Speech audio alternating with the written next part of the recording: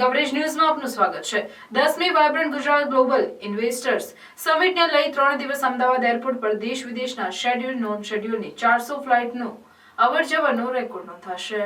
ગાંધીનગરમાં 10-12 જાન્યુઆરી દરમિયાન યોજાનારી ગેટ ટુગેધર ફ્યુચર થીમ પર 10મી વાઇબ્રન્ટ ગુજરાત ગ્લોબલ ઇન્વેસ્ટર્સ સમિટમાં 4 દેશના રાષ્ટ્રપ્રમુખ, 18 દેશના ગવર્નર, મંત્રીઓ, 14 દેશના 1 લાખ પ્રતિનિધિઓ હાજરી આપશે। પીએમ મોદી 10મી જાન્યુઆરી ગાંધીનગરમાં કાર્યક્રમને ખુલ્લો મૂકશે। અમદાવાદ એરપોર્ટ પર દેશ વિદેશના ઉદ્યોગપતિઓ સહિતની વીવીઆઈપી મહાનુભાવો લક્ઝુરિયસ જેટ વિમાનો લઈને આવશે।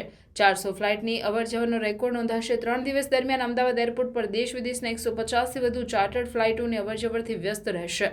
હાલમાં ચાર્ટર્ડ વિમાનોના પાર્કિંગ માટે ઇન્ક્વાયરીઓ પણ શરૂ થઈ ગઈ છે। હાલમાં ચેક રિપબ્લિકના વડાપ્રધાન પેટર ફિયાલા સાથે 33 લોકોનું ડેલિગેશન તેમના એરફોર્સના વિમાનમાં 9મીએ બપોરે 4 વાગે આવી પહોંચશે, જ્યારે સાઉદી અરેબિયાના રોકાણ મંત્રી ખાલિદે અલ ફલીએ 10મીએ સવારે 9:30 કલાકે આવી પહોંચશે,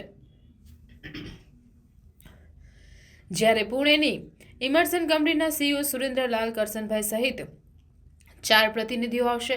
સમિટને લઈ એરપોર્ટ પર એક દિવસમાં શેડ્યુલ નોન શેડ્યુલની 400 ફ્લાઇટોની અવરજવરનો પણ રેકોર્ડ नोंधाશે।